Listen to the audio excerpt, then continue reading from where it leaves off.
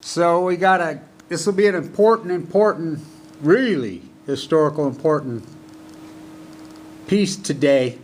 We're going to talk the history of Ogden, Utah. We're going to take the history of California. We're going to talk what I call the European invaders. We're going to talk so much about the fur trappers here, the history, but first and foremost, then we're going to talk the NCAA, the tragedy that we had at the university this week. As you know, San Diego State, Weber State opens at San Diego State. This is real. This is mine. I'm going to put it in the special collection. I have the special collections up at the Weber State. San Diego State versus Weber State, September 23rd, 1967, San Diego Stadium. San Diego State won the national championship that year. Don Coryell, Eric Coryell, what a coach. I think there was 4 NFL Hall of Famers on that San Diego State team. Haven Moses on that team, Fred Dryer's on that team, but we want to first start, and then we're going to get to I'll be in San Diego tomorrow. I fly tomorrow. San Diego turns 250 years old tomorrow, and we're going to really dive into that. But first and foremost, this tragedy, the NCAA. And we're going to break ground. We're going to be the first, not the first, but, well, maybe, we're going to support the student athlete. Now, I've been talking to a lot of coaches up there. I had a conversation with some of the track coaches today. This is a tragedy that happened at Weber State this week. So young Smith, who when Weber State had the worst football team in the United States over a 10, 15-year period, was horrible. They had a few shining lights on that team. And the young tailback, Smith, was one of those shining lights. I mean, this kid was incredible. What an athlete. I knew him. You got to look at the combine. I thought he might go to the NFL. He was that good on this bad team. He died this week in a jail cell in Salt Lake. I'll get real emotional on this. I almost started to cry because I knew him. And I've seen this happen so many times. When I was a professor back to these student athletes, they just use them up. The NCAA used him up. Year-over-year contract, ripped up his contract. Then, the university's all pat him on the back. Everybody loves him when he's over here, but then he's just gone. Serious head injuries.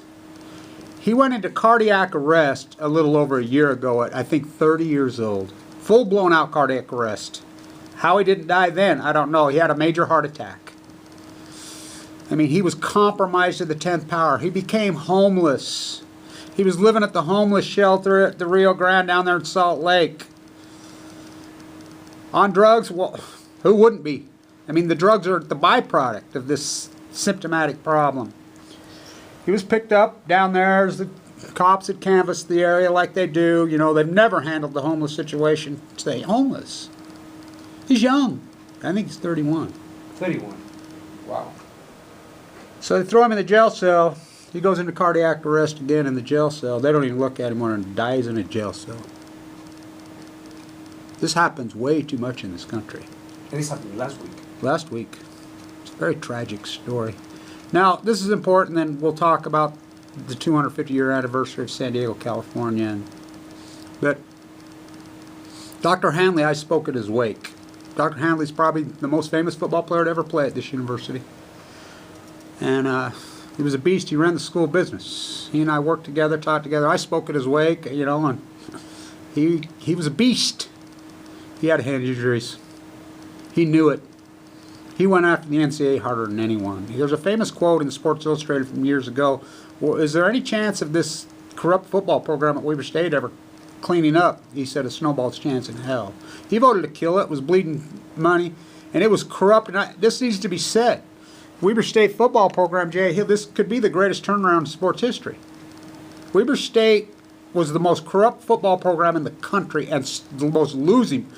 They had a test taker up here running the labs at a consultant that was trading sex for grades. Did they fire her? No, they just earlier out. Nobody went to jail over this. No, the NCAA voted to kill it. The school voted to kill it. Some philanthropists stepped up. So Jay Hill came from the University of Utah, and overnight, they're a national powerhouse. Of course, from that. Jody Sears, who coached up for years, and then Smith, this kid's coach. I think he still coaches, has the losingest record of any college football coach, maybe in the history of the United States over 10. This is how bad it was. They were cheating, they could not win. And the NCAA throws these kids to the wolves. So we'll tie this to California. First off, California. California has passed working on a bill in this legislature. It looks like it's going to get through to stick it to the NCAA. They've had it with the NCAA.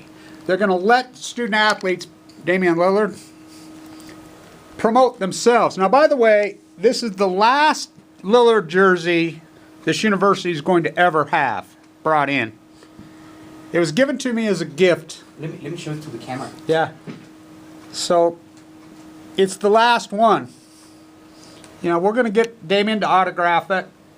You know, and so Tim, who runs the bookstore right over here, the bookstore gave it to me, Kevin Blanche, as a gift.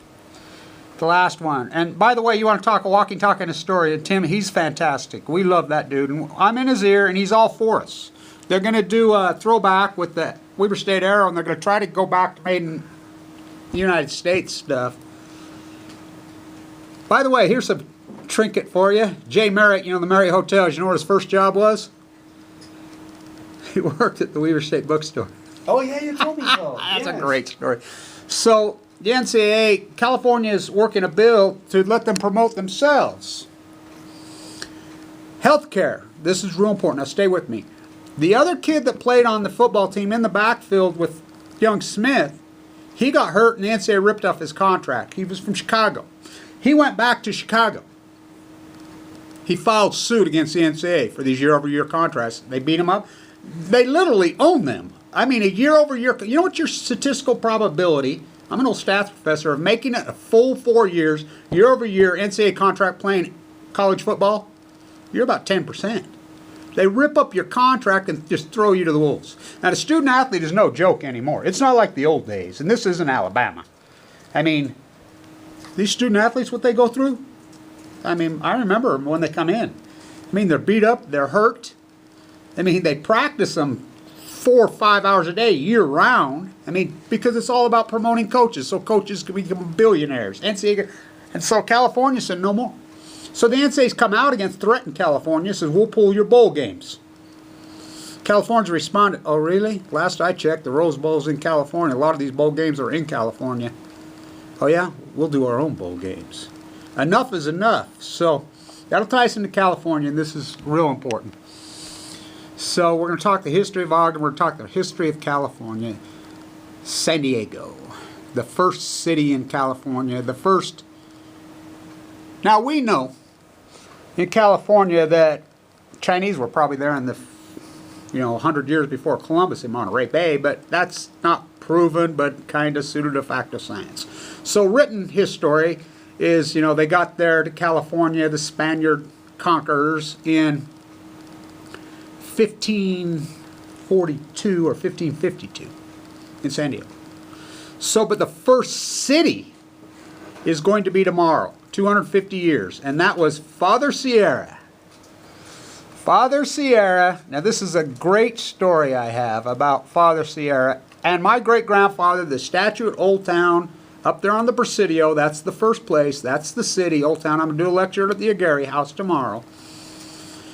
So, that's my great-grandfather, Abraham Hunsaker the first. That's him up there, the Mormons. But the first city, so when the Spaniards got here and they built the missions, of course the first mission, San Diego. It'll be 250 years. Now, I know Manny knows a lot about this because, and here's my gig on this. 250 years of just slaughtering and conquering and raping and mass murder. That's what it's been. And everybody says, oh, it's inevitable. No, no. Indigenous people lived here for 13,000 years. Beating and burning and killing. Yes, that's what it was. And so, this is important. So, Don Quixote is pen name. It's all different writers because they didn't use their own names because they would have been killed by the church. Right. And so, every one of them, read journals. What they said about San Diego, where the Colorado dumped into the Baja, all that area. Look what Mexico City for that matter, up and down. What did they say about it? And these are people that traveled the world. The most beautiful place on earth. They considered it heaven. They could, including when Polk invaded and Taylor, when they went over Father, Santa Anna had his prosthetic leg. When they got and rose the flag in Mexico City, even those troops says they thought when they came up over the hill that they were in heaven. So, this is a great story. I'm full of cancer. As you know, I'm walking the entire coast. Not the Pacific Trail, I'm walking the coast of California. I'm in Big Sur, I'm walking and walking. I get to Carmel Cove, their valley, and I run into these two hippie chicks that are out in the middle of nowhere, Bree and Bree. And they stop and they say, "Oh, Kevin Blanche, you're the Fukushima guy walking the coast." I said, "Yeah, I got to figure out a place to sleep tonight. I don't know where I'm going to sleep right there. Here, we'll sneak into Carmel Cove. Just go in there." You go there and I'm like, "Whoa, okay." Now I know you can't just sleep on the beach. It doesn't work that way, especially in coves like that, because you'll get a waterbed and you'll drown. The tide can raise dramatically. So I got some guys on the phone. My phone was working by then. I finally just got some coverage, and I says, "Hey, I got no internet." I didn't have an iPad in those days. I had this camera. I'm like, "Show me where high tide is." Okay, so I got way up above where I thought was low tide now, so I about got a waterbed at about 4 o'clock in the morning. It was cold, and my sleeping bag got wet, and I woke up, and the cove was raging. There's the videos out there. So I get up. It's 4 o'clock in the morning. I'm freezing to death. I'm sick, and I'm walking, and I walk up through the cove, and I walk up. I don't even know where I'm really going. I look up, and there's the mission, the Carmel mission, which originally that's the Monterey mission, which that's where the treaties were all switched and signed at the tree. I'm freezing to death, and I look over there, and I could see these tombstones. I took a picture of myself, and I remember I walked up, and the door was open, so I walked in. And I was freezing, got warm, and I just laid on one of the benches. Well, the father came in about an hour later, and I told him the story. He says, "Oh, you're welcome to sleep here. You need anything to eat, blah, blah, blah, blah." I didn't know that Father Fresco was buried there. And when I took the picture, it was the picture of Father Fresco. Now, this is important. When Father Fresco built the missions, he taught indigenous people, natives, how to do it. After they learned how to lay the rock and do everything, he lined them up, and he made them dig their own graves, and then he killed them, buried them. That's what it was. So we hear you need to learn to speak American. Americo Vespucci, he was Italiano. Yep. Florence. I did a thing at his grave. So, but we know, as bad as the pillaging was in San Diego, think about, Manifest Destiny on Chemo. These were Spaniards. Now, they did not pillage San Diego, but they pillaged Mexico, right? They pillaged South America. Now, Americo Vespucci, I don't think ever set foot in what is now the United States today. I'm sure he didn't. Now, did he even make it to South America?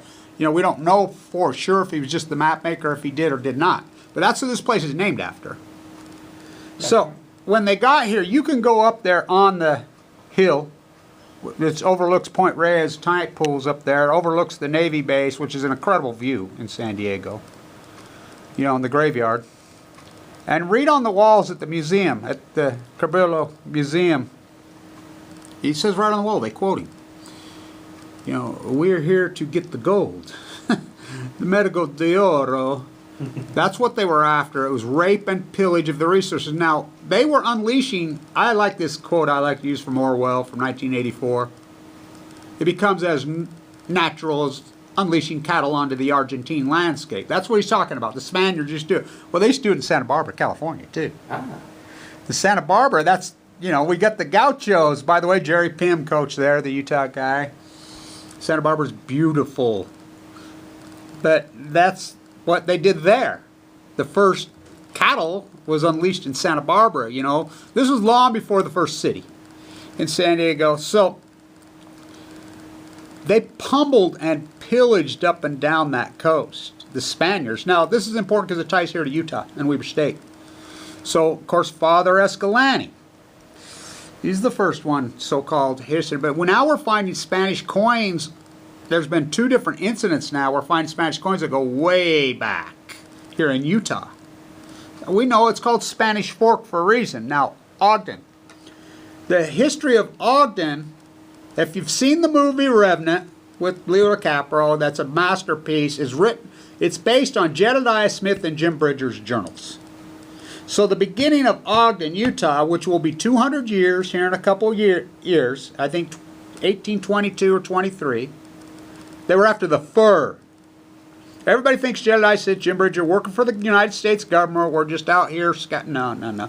They were here to rob and rape for, European oligarchs. The French were the most here. Who's the savages? So you read their journals, they said there was more fur here in Ogden, from right here to the Weber State University, all the way to where I live, was all marsh. And they write in their journals, very similar to Quixote did, how beautiful the songbirds, the marsh, the elk, the everything. That wasn't that long ago. And Bernard DeVoto wrote beautifully in Across the Wide Missouri. DeVoto's from here. I recommend that book. It'll teach you a lot about here, this place. Beautiful book.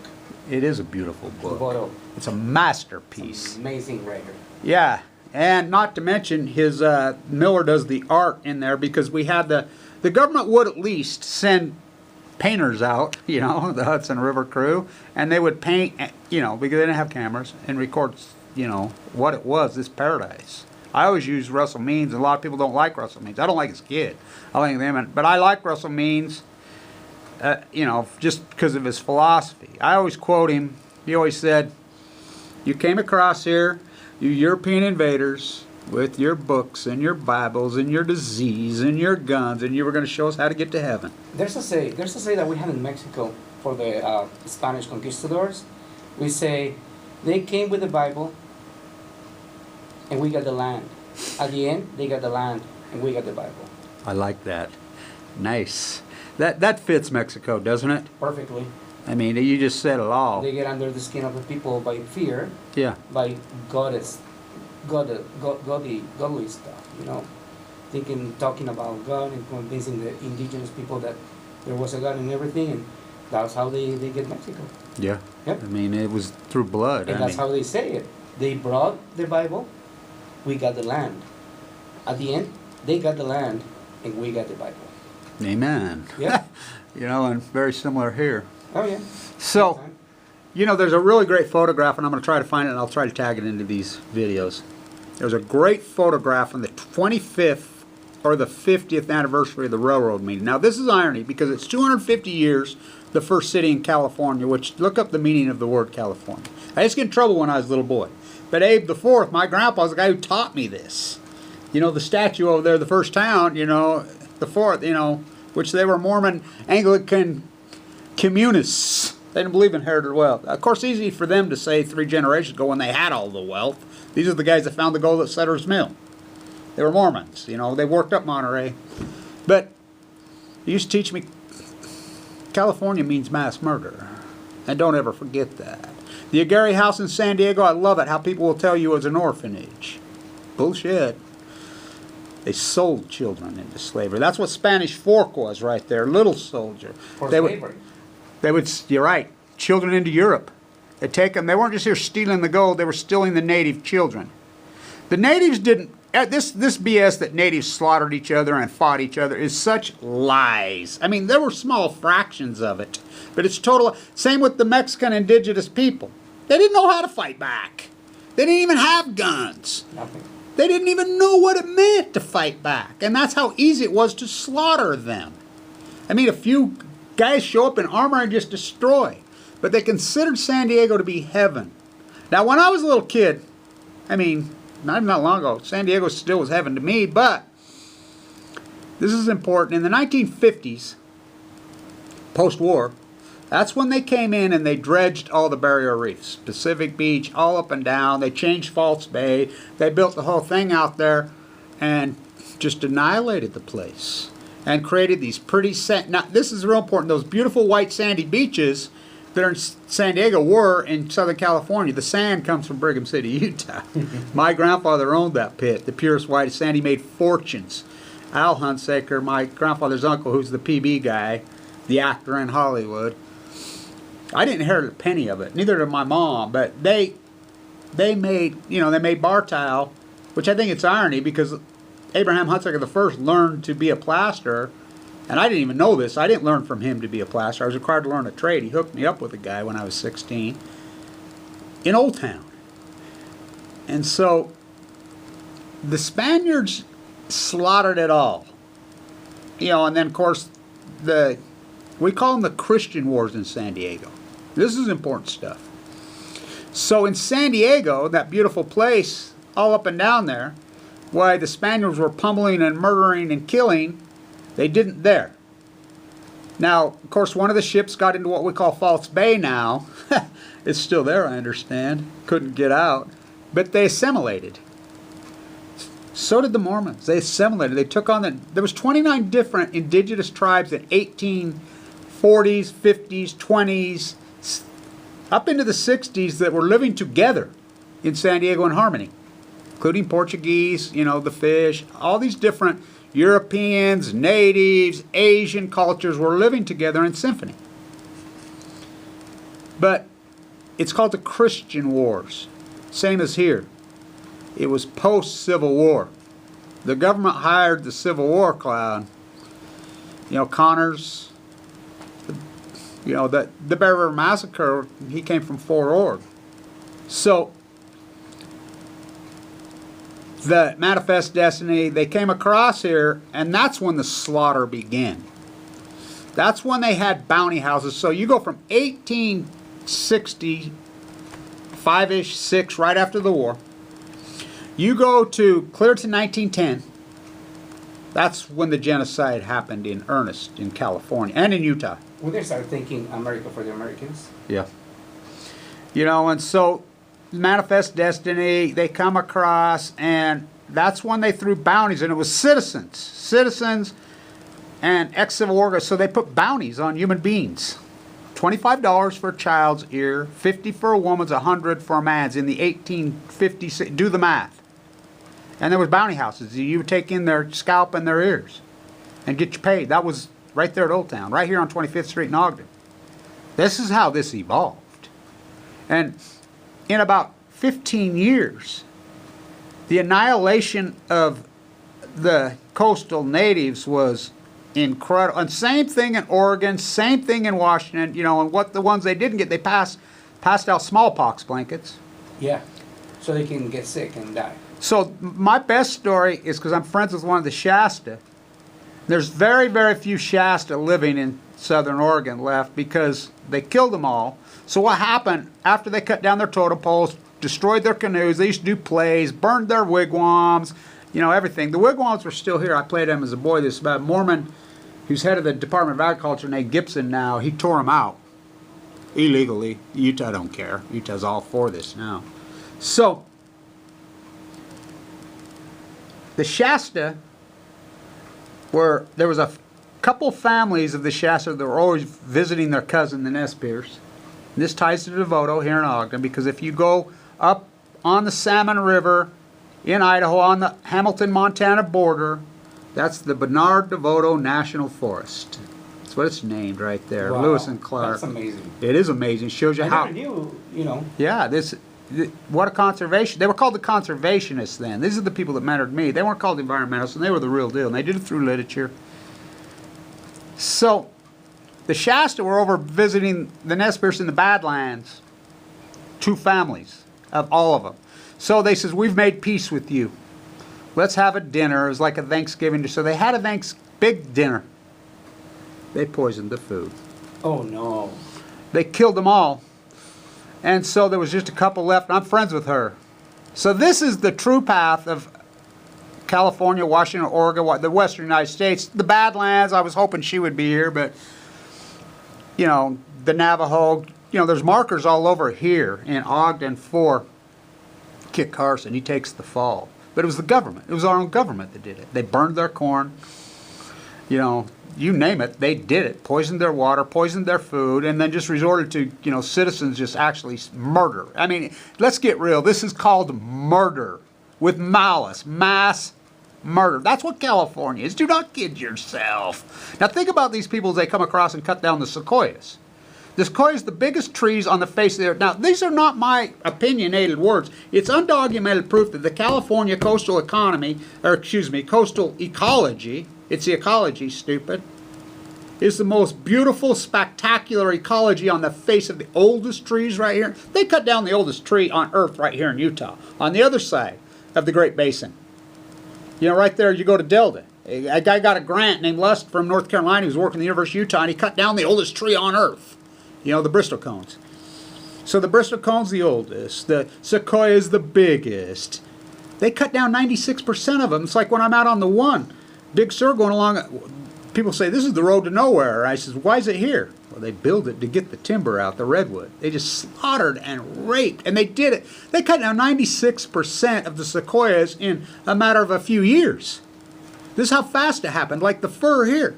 This is how fast it happened.